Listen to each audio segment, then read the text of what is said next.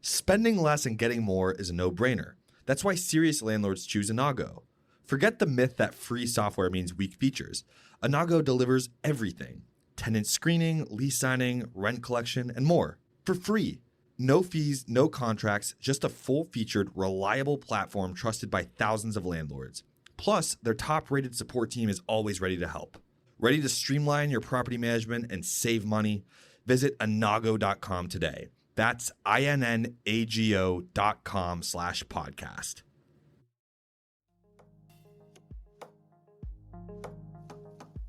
What's going on, everyone? I'm Zach, and I'm here with my co-host, Patrick. What up? And we are your hosts for the Rentish Podcast, a podcast that's kind of about rental properties and hosted by two guys that work in the real estate industry and sort of know what they're talking about. But mostly don't. That's right, Patrick. Mostly we don't, which is why you're going to have fun listening to us talk to experts. Hint, hint. Emphasis on the expert there. And learning with us or laughing along at how little we know. Patrick, how's your day going, buddy? It's good. I'm 2 cups of coffee in today. Oh, really? Yeah. Is that a normal? No. 2 cups, that little extra? You needed that boost? I needed the boost. I need to be on my best behavior with the expert in town. I wanted to make sure energy levels were high. Yeah, I got a haircut just for the occasion. I was like, I can't be in a room with such a professional without having like a barber do something to me. So, yeah. Rentish, before we dive into it, because we're joined by a very special guest. Very excited to introduce him to the show. Remember, follow the Rentish on social media. We're at the Rentish Pod on Instagram. You can check us out there. Please follow us. Check us out there. You can go to any podcast service that you use, Spotify, Apple Podcasts, Amazon Music, and search for the Rentish Pod, and you're going to find our show there. Hit follow, subscribe, maybe give us a rating or 2 or 3 or comment. Anything to make producer Muse happy. He's smiling. He's smiling very big. What? Are we on YouTube? That's a question for producer Muse. He's shaking his head no. So we are not on YouTube. Okay. But maybe email questions@therentishpod.com if you would like us to go to YouTube. We need to start filming these maybe. Or, we could just put up like the soundbite thing. Not filming. You don't want to be on camera? I don't need people to be seeing me when I'm zoning off into space during our podcast episodes. When I'm reading all of the important articles and you're just sitting there like stone cold face staring at the window. All right, well, that's enough jibber jabber. We're joined by a special guest, so we've got to actually get into it because we're going to have a lot to talk about today. In this segment, we're going to talk about real estate professionals and how they take their first leap into property ownership. That's right, my first property. We had one of our friends, Levi Abramson, on a little while ago, and today we're joined by John Blatchford, a Cincinnati-based real estate investor and developer who specializes in revitalizing historic buildings. As the founder of Kunst and Cohorts, John has made a name for himself by transforming old, underutilized properties into modern, thriving spaces, all while leveraging tax incentives and creative financing. But before he built his impressive portfolio, he had to start somewhere. Today, we're diving into John's very first property investment, what he learned, the challenges he faced, and how that first purchase shaped his real estate career. John, welcome to the show. What's up? Oh, you got a round of applause. Hey, we could add that in post. Thank you. It's good to have you, man. Hey, good to be here. Thanks for having me, guys. Yeah. It's going to be a lot of fun. We're going to get a lot of your insight. I think that certain colleagues of ours have talked up your tome of knowledge in terms of the world of real estate. Tome, good word. Thank you. So I think we're excited to kind of dive deep into like your journey, your history, your story. I mean, was there anything I missed in your intro blurb that you want to share with the world about you and who you are? No, that's basically it. That's Old basically buildings, it. That's who you are. That's we it. captured you in a paragraph. I got nothing else. Okay. That's great. I got nothing else. All right, everyone. That's in the show. Follow us at the... No. Okay, so, John, you have a unique approach to real estate. I think that's the least that could be said about it. Focusing on historic buildings and utilizing tax incentives. Was that always your plan? Or did your first property purchase kind of shape that direction, that what your career went? Yeah, so the first building we ultimately bought in 2014 and probably started working on it in 2013. And I was working in downtown Cincinnati for a technology company, actually, software company. And it was manufacturing software, so we had installations and deployments like all around the world, which was really awesome. Went to Chile and Mexico and trained in Germany and all this cool stuff. Yeah. But yeah, I always liked buildings. I liked real estate without really knowing what that meant. Historic preservation, interior design, all the kind of aspects of real estate that are interesting. Okay. Yeah, I was kind of interested in, I would say, my whole life. And then a very cheap property became available in Over the Rhine, where we are right now. Yeah. So yeah, it was $5,000 in 2014. What? Yeah. Wait, what? 5,000? 500? Yeah. So that's, yeah. This is why we need to record for YouTube, because when he said that, I saw both of your eyes expand to about this big. Wait, what was the property? So it's 1667 Hamer Street. It's in Over the Rhine near Findlay Market. It was a rough area then, and now it's been 10 years, and it's still a pretty rough area, although it's changing now. So yeah, it was really cheap, and it was in really bad shape. Just water coming through the ceiling and needed a lot of masonry repair, and so it needed a lot. It was $5,000 to buy and ended up being $250,000 to renovate it. So that's always the catch. Oh gosh, okay. Yeah. Where did the boldness come from of thinking that you were standing on that precipice and like, I can accomplish this project? Yeah, more I'd say willful stupidity or lack of knowledge. I had a salary at the time, had a little money saved, but even just to do this first project, needed to raise some money because we needed like $60,000 of cash. Okay. To do the project. And we got a loan, from a bank for the rest of it. But yeah, really just kind of rolling into it. And I would say like at the beginning, it was a lot more missionary. I've thought a lot about like missionary versus mercenary. And I think smart people go in the other direction. They start very mercenary, make a ton of money, do whatever I have to do, get the big job, do that path. And then, later you can kind of move towards something you are more interested in. And I did the missionary first, like this is just a cool old building. I want to renovate it. I think people should live here, and put some random numbers in Excel and made it work, I guess. Wow. The way that he speaks so eloquently about it, it's like, man, it's really that easy. Yeah. Isn't that easy? Put some random numbers in Excel Definitely and make it work easy out. to start, and then, you learn the lessons over time of like, okay, I probably could have done that a smarter way. But did you know anything about like the renovation aspects of it before you purchased the property? Or did you just like purchase it and like, all right, we'll figure out the rest later? Yeah, I didn't know anything. Friends of mine were general contractors, and so the original idea was we would be partners on the project, and so they would like discount their services, kind of help me through it, and then they would get some ownership, which they did. So that was the original idea, and then really like a year into it, I had the grand idea that I didn't need to have a job, like this would be my job. I'll start my company. So in 2015 did that, basically quit my job, went full-time into this, and became a general contractor, then kind of just figured out the construction as we went. Okay. How did you decide that it was? I mean, it sounds like it kind of just fell in, like that was just you were motivated. You saw the property, you saw the area, you thought you had a vision for it, but what motivated you to do it at that specific time? When did you decide that it was the right time to get into it? Yeah, I was getting more and more interested in the area, I would say, over the Rhine. I moved down in 2012, so, lived pretty close to the building, was working downtown, so just kind of in the area. And I'm still sort of motivated in that way, which is like if you're on a street corner and it just has good energy and there's a market over there and like a coffee shop just opened up and then there's a vacant building, you're just kind of like, well, someone should live here. Like certainly somebody would pay to live here, Right. It shouldn't be vacant or it shouldn't be like underutilized. So, I think you kind of have a sense for like areas that should be developed, and it clearly was like the right time and right place. I mean, to have started in Over the Rhine in 2012 and 13, just like the rise it's had in the last 10 years. So yeah, it was just really the right time and place, and obviously the price was right. I could not have raised $500,000, but I could raise $60,000. Sure. And the building was available and near where I lived. It was just kind of a confluence of factors. And then the leap to really jump full time and quit my job, that was just like, I think I've always wanted to be an entrepreneur and own my own company. And that was, kind of pursuing that as like a 26-year-old. Mm-hmm. And I wouldn't necessarily recommend that, like, for my son or anyone else in the world. It's like, maybe do it on the side for a little longer, maybe save up a little more money, maybe learn some lessons and then, jump. But, that's what I did. But it's a success story. I mean, you made the risk and it seemed to have paid off for you, so. Yeah. It just takes time, especially in real estate where it's a lot of money. That project took 2 years to really develop, and it was a small building, and the fastest project will take 2 to 3 years. So it takes a long time to kind of learn the lessons. But yeah, the hope is after, a lifetime certainly, but hopefully shorter than that, you've learned a lot and built like a nice business. Yeah. Were there any other unexpected challenges in that first, like, besides the, we mentioned like the the construction that you had to do and getting like all of that taken care of, but were there any other challenges where you weren't anticipating like, oh crap, now I have to deal with this?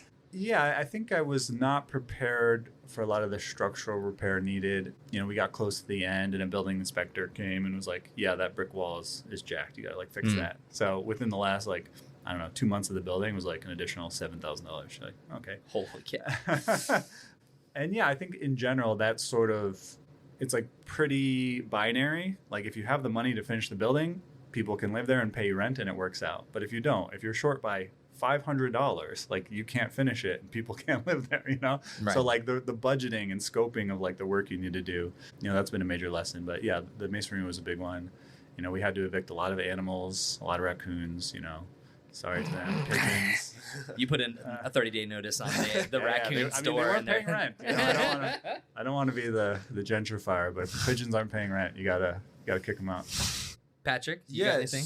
So as far as like, how did you first tackle like renovated in that sort of way? Like, how did you first find the contractors and the people who needed to get the job done and know all of the different steps involved? Yeah, so my general contractor friends, they were really helpful, and I would say one good thing in real estate is like there are like everyone you're hiring theoretically is like a skilled person that knows what to do. And so like you need to know who to contact. You need to know like what the next steps are. Like, does insulation happen before drywall? Like there are real considerations of like what are the steps. Yeah. But then once you need like an electrician, it's like there are 20 of those and they know what to do and they're licensed and So yeah, my general contractor friends were good of like who to contact, what are the next steps, and then fortunately you kind of lean on all the contractors to do their work. And then it all gets inspected, by the city and stuff. And so they're going to come along and tell you like, yeah, you need to have an automatic door closer on your doors so a fire doesn't spread. And you're like, I didn't know that was a thing. Yeah, right. But that's what the building department does, or the inspectors. So it's good in that way. Like there's a lot of checks and balances, and there's people that you can kind of lean on. How many units is the building after you completed it? Yeah, so it ended up being 3 units. So kind of the total project was buy for $5,000. Thought it would cost $210, and ended up costing like $250. Mm-hmm. So that's really cheap, like $80,000 basically total investment per unit. Per unit, yeah. Yeah, and then renting them out as nice 1-bedroom apartments, including to like friends of ours that lived there for years, which was great. Cool. And this was what year again? Remind me. So yeah, really kind of started out in 2013. Bought it in 2014. Okay. Was legally occupiable, complete in 2016. Okay. So we're coming up, so 10 years.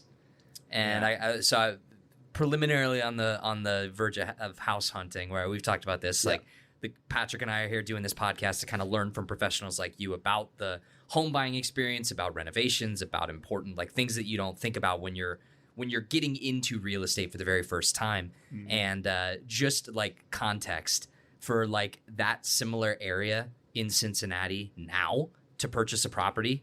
What would you say is like the average cost of a property of the similar vibe that you have now in the Findlay Market area? Yeah, that exact building, we finished it for $250,000 total investment. We sold it a few years after that for like $350,000, and it's probably worth like $400,000 now. Okay. And that's a 3-unit, and that's like that specific street, which probably still is one of the worst streets in over the Rhine.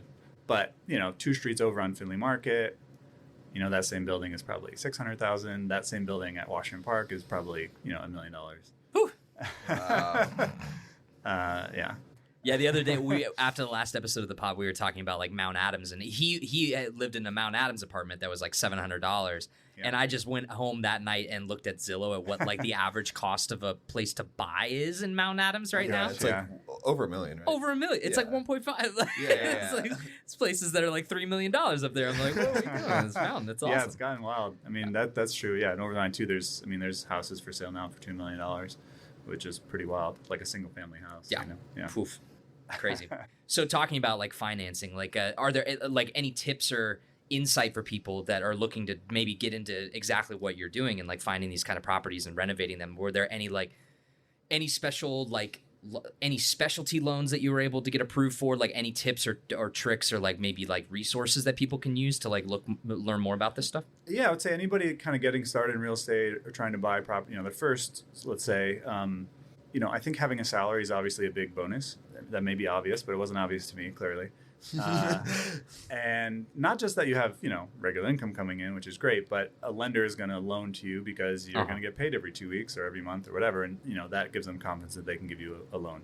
So that's like kind of underappreciated, but like a bank really cares, of course. Like their number one thing is that can you repay the loan? And you have a salary, you have regular income, you have some savings, that gives them a lot of confidence. And you have to personally guarantee these things in most cases, which is like if the building can't pay the loan, like you personally have to pay it. Okay. And so, again, if you have a salary, if you have savings, like that's fine. But if you don't, then, that could ruin your life. Okay. So, yeah, sounds like it. So that's one. And then, there are, I think throughout the country, but certainly in Cincinnati, a lot of like tax incentives. All these cities, small towns, they want you to develop properties. They don't want them to be vacant. So there's property tax breaks you can get, which we've gotten on all of our buildings. There's these historic tax credits at the state and federal level, which will help you, repair and restore a historic building. A program that's been around since the 70s and applies throughout the entire country. Mm-hmm. And then there's other there's this thing called opportunity zones, which have been around since I think 2019. That help you gain investors into the property because they can get tax breaks as well. So that's like another element. You have your own personal wealth. You have a loan you can get from a bank, which is quite possible for anybody, I would say. And then you have like tax incentives, which can also help the project. So that's like the typical sort of, you say like capital stack. Okay. Even for like your first property. Okay. And would you recommend, how did you find those resources at the time when you were looking into it? Did you have like trusted professionals that you went to and said like, give me all this information? Or was it mostly just self-research online? Yeah, kind of both. I mean, someone told me about, for example, the historic tax credits, and I reached out to a consultant. I was like, hey, what are these tax credits? How do they work? And, I think he was being kind. He just sent me like the application, like this is what it looks like. And I was like, oh, I could just do that. Gotcha.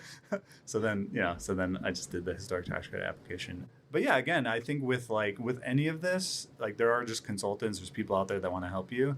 Like every lender, like their whole business is giving out loans. And so they'll educate you. They'll tell you how it works. What are interest rates? What are the terms?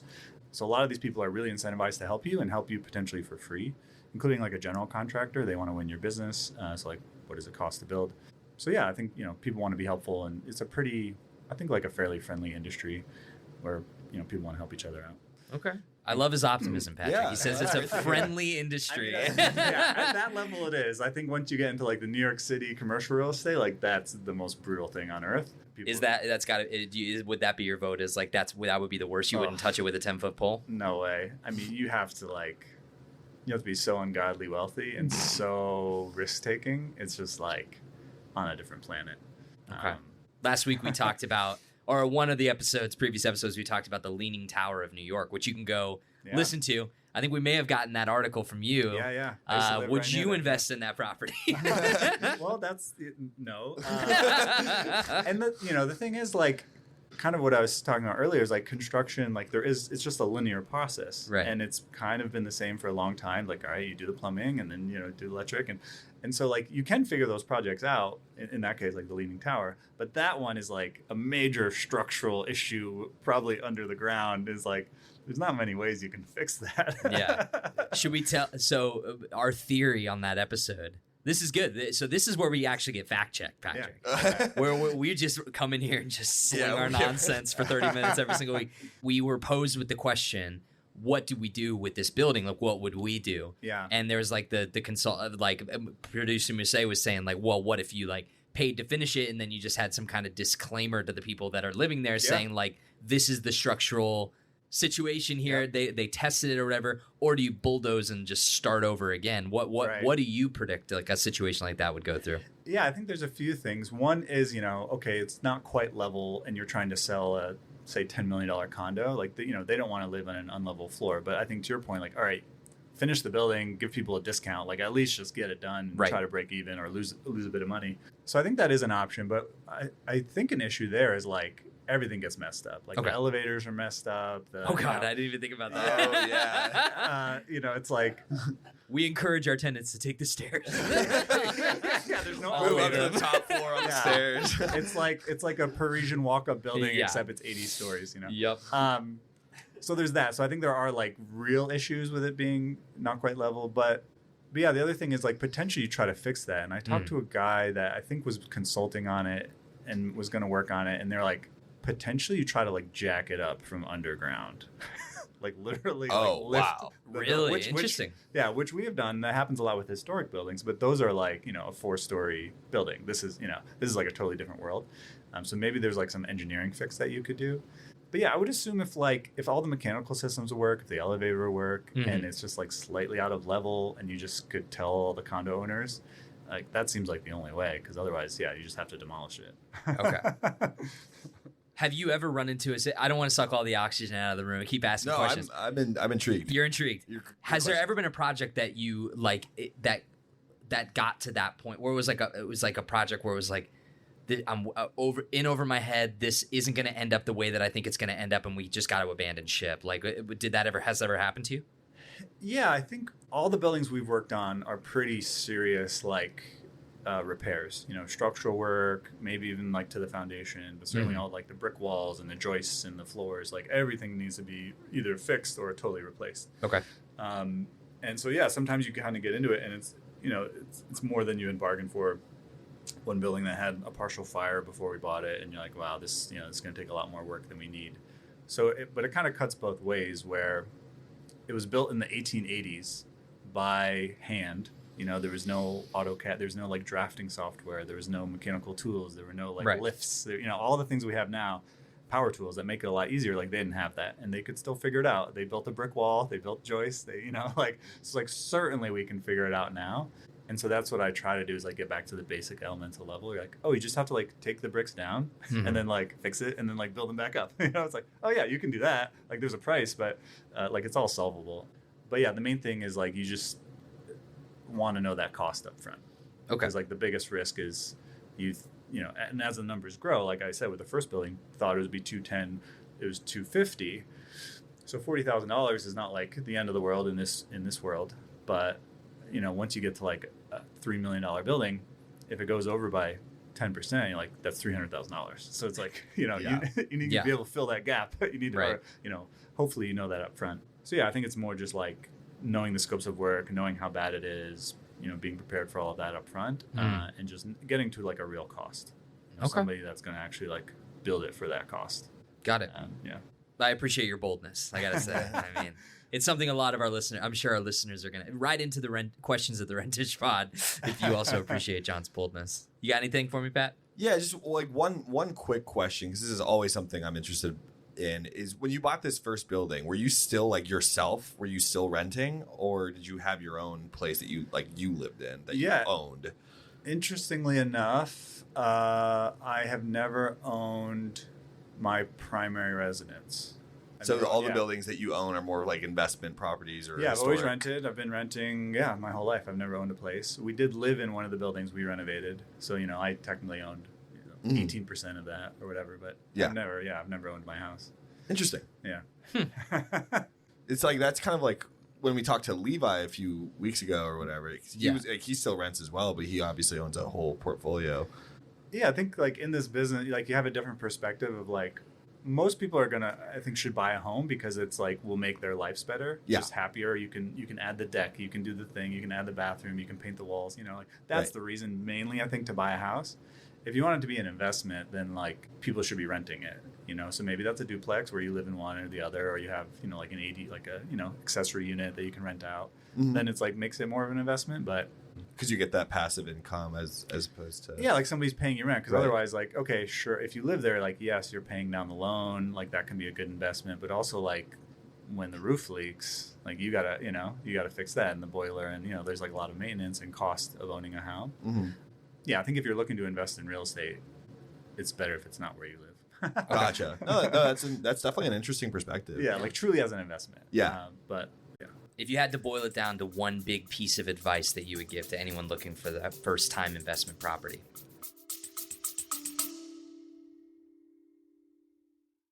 Spending less and getting more is a no-brainer. That's why serious landlords choose Anago. With features like tenant screening, lease signing, and rent collection, Anago gives you everything you need for free.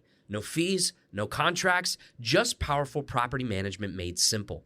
Visit Anago.com/podcast to sign up. That's INNAGO.com/podcast ago.com/podcast. Yeah, so Do I you think have one? just get started and do it with an amount that's not going to kill you. Like there's plenty of ways to buy. Like you don't need to do the $250,000 renovation. You can buy something that needs, $20,000, just a nice new kitchen.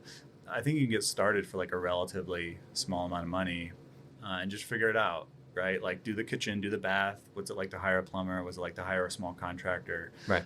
What's it like to have a loan and get the money from the bank? So yeah, you start in that, and then if that's interesting and works, and then maybe you have a tenant, and managing a tenant, right? Can I do that? Do I Sure. hate it? Right? Oh, they called me at 10 p.m. I got to fix this thing. Like some people love that, and some people that's like the worst thing on earth. So Patrick, imagine you get a tenant and then they're calling you at like 7 a.m. Yeah, 10 p.m. I can do that any day. 7 a.m. Forget about it. Yeah. Terminated. Fix it yourself. Yeah. Yeah. You are Sell it. evicted. Yeah. But that is the tricky thing with renting, with managing a rental property. Uh-huh. It's like not everything is that urgent, but some things really are. I mean, that first building, for whatever reason, the furnace kept going out, and it was like two of our very good friends living in this apartment, and so in the winter, the furnace would just give out, and it had to be just like reset. But that could be at 10 p.m. It could be at 6 a.m. And like you can't let that go. Yeah. Like you can't let that go for 2 hours. Like they'll be freezing. Yeah. So yeah, that's part of it too. Is like, okay, do you like managing apartments? And then you figure out systems there. Like maybe you hire a property manager, maybe you hire a maintenance person, whatever. Okay. But yeah, once you figure it out with one, like then you can kind of just keep going from there if you want. That seems to be very similar to what Levi said when we asked the same question. So it seems like that's what you got to give it a shot and you figure it out along the way. You just learn a lot by the act of doing, right? Yeah, I think so. So yeah, even a single family house, like rent where you live and then buy a single family house and rent that out. I mean, that's there's lots of different ways to try to do it. But cool. Is there anything you would have done differently on that very first property? You turn back time and you jump through the Avengers time portal and you're like, all right, I'm going to change this one thing about what I did on this investment. Is there anything, or do you feel like you pretty much aced it? Yeah, I mean, we got lucky with the timing and the cost. Yeah, that's like sure. That's certainly one way to make your own luck. Is like we just bought it for so cheap and at a good time in a good location. Like we made a good amount of money on it, but mostly because of that. Mm-hmm. So yeah, I think one thing is just a better budget. I think that's like always the game. Okay. Especially because the thing that people are going to pay for living in an apartment is like the finishes. Like that's kind of all they care about. But that's like the last thing you're doing. So if you're running out of money or you're like running out of patience, you could like cheap out in the finishes, and that'll just kill you. We did that. Mm-hmm. I think the one thing I regret like physically at the building is on the first floor unit. Like by the time we were done, I was like, we just don't have any more money, and so we just put in like Home Depot cabinets and stuff, Okay. So on like a $250,000 renovation, we might have saved, $1,500 on that final part, which like clearly does not make sense. So yeah, so like a good budget so that you can spend the money at the end when I've never thought about that. Like the finishes is is like the first thing that catches people's eyes in an apartment. Yeah, it's like all you care about. There's like a nice shower, a nice kitchen, nice countertops. Like that's really almost all that someone cares about renting it, and that could change the rent from $1,200 to $1,500, which is a big deal. But yeah, as the person like developing it, you're like, oh god, more money.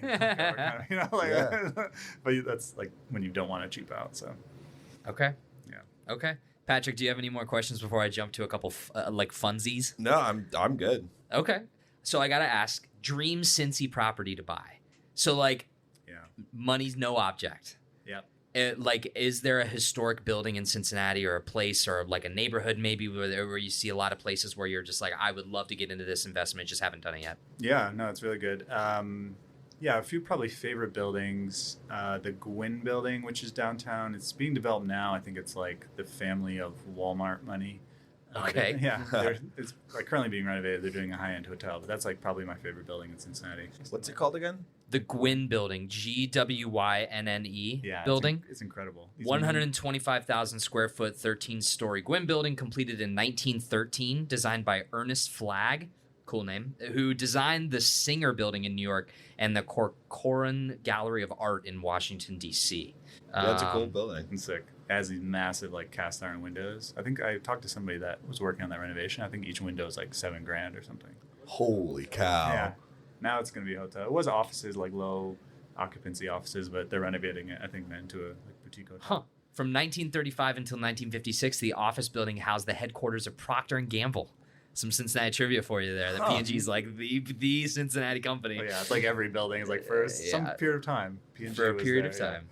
Yeah. Okay. Yeah, so cool. that's definitely one of my favorites. I think as far as areas, over the Rhine, there's still a little bit left to do, but there's some crazy stats there of like in the year 2000 or maybe late 90s, there was like 3,000 vacant buildings. And I think now there's like 50. So like over the Rhine. 50? Yeah. Like 50. Yeah. Oh, in over the Rhine. Okay. So like, most of them have now been redeveloped. Okay. So there's not much opportunity left there. But, I think Northern Kentucky, I think as you go into the hillside, I think I'm like most bullish on the area between over the Rhine and like where the University of Cincinnati is. Okay. Like all the stuff that's like on the hill going up into Clifton. Yeah, like Mount Auburn is really, kind of underdeveloped. I mean, just that whole area, and you're so close to downtown. And there's a lot of energy now like coming to the West End with, FC Cincinnati, and they're going to invest, $1 billion into real estate there. So yeah. There'll be excitement there, but it's also slow. I think that's like the other part of this whole business. Sure. Is like I'm gonna throw this one out there just at it to it's curious. One of my favorite cool looking buildings in Cincinnati that I always when people talk about like buying historic properties and like renovating them is the Imperial Theater. Oh yeah. I would love nothing more than to see that like restored and like become like a beautiful art house cinema. 100%. It'd be awesome. That's on the Mohawk one? I think so. I don't know the exact street, but yeah, it's a great building. I pass it every day on my drive home. Yeah, they're trying. They're working on it. But yeah, it all just takes so long. Takes so long. A lot of money. Okay. Well, my last question that I've got here before we kind of wrap up. Patrick and I are big movie fans. We routinely talk about movies here on this podcast. In fact, we do segments where we talk about like famous buildings from movies or whatever. So my question for you is simple, and I think we should probably start asking all of our guests, what's your favorite movie and why? Ooh. Doesn't have to be like, one favorite. They have Letterboxd asks the 4 favorites or whatever. If you have one that you're like, this just jumps to mind. I really like Minority Report. Okay. Huh. I think that's, I don't even really love Tom Cruise. I think he's good, obviously. The Tom Cruise guy is okay. Yeah, like he's pretty good. I think he's going to have a good career. Yeah. But no, I like Minority Report. I like the original Gladiator a lot. Like that still sticks with me from when I originally saw it, and like whatever that was, 90 something. I'm trying to think of like movies I've seen. I've never heard anyone say Minority Report as their favorite. I respect it's up there, and it's funny because like when I think of like favorite movie, I think I'm still just like I remember the movies I saw like pretty young. Yeah, right. Like those stick in my brain. Like I think certainly I've seen a better movie in the last 5 years, but like that's where my mind goes to stuff I saw when I was like 15 or whatever. Yeah, no, that's awesome. Unique pick. Yeah, and I appreciate the Gladiator pick. When Gladiator 2 was coming out in theaters, I just rewatched the first one, and I just like that's one of those movies that's just awesome. It's like awesome. Just struck by the power of film. Scene it's is so just good. like insane. So yeah, it's so great. good. Energy from front to back. Yeah. All right. Well, John, it's been a pleasure. What? Holy cow! It was great until the last moment. Yeah, what? You ruined the whole episode. We have to redo the whole thing Restart it. What's going on, everybody? Welcome. No, it's been a pleasure chatting with you. Thank you for coming and hanging with Patrick and I and letting us bring a little chaos into your calm, very professional demeanor. And I think it went really well. And it was very insightful learning about renovating old buildings and like getting into real estate investing with historic buildings. So we wish you luck. We can't wait to have you back on the podcast sometime soon. In the meantime, though, where can listeners follow you and learn more about all your projects and stuff? Yeah, my company is Kunst. We do historic renovations, and then mostly I would say social media, Twitter, X, and LinkedIn. Just John J. Blatchford. So that's where I'm at. Okay, awesome. Yeah, there's a website, kunst.us, but there's not much. I mean, it just shows our projects. So I'm really, more active like X and LinkedIn. Could you spell that just for the... Oh, yeah, so our website is Kunst, KUNST.us, kunst.us. Cool. Awesome. Okay, awesome. And that's another episode of The Rentish in the books. Remember to follow us on social media at The Rentish Pod on Instagram. You can also just like us, subscribe, and hit the ring-a-ding bell for all those notifications for all the future episodes. I was trying to break me say. Give us a rating or a review and email questions at therentishpod.com if you have any feedback or any kind of topic suggestions that you want to float our way. We'd love to talk about it with you. I've been Zach. That's been Patrick. And we'll see you guys next time. John. And that's been John. And we'll see you guys next week. Hey, listeners. If managing property finances feels like a full-time job, it's time to check out Ledger.ai. Ledger.ai makes property accounting simple by automating your finances, tracking expenses, and keeping you organized all without the stress. It's like having an accounting pro in your corner so you can focus on growing your portfolio. Visit ledger.ai/podcast today and let them handle the heavy lifting. That's LEDGRE.ai/podcast.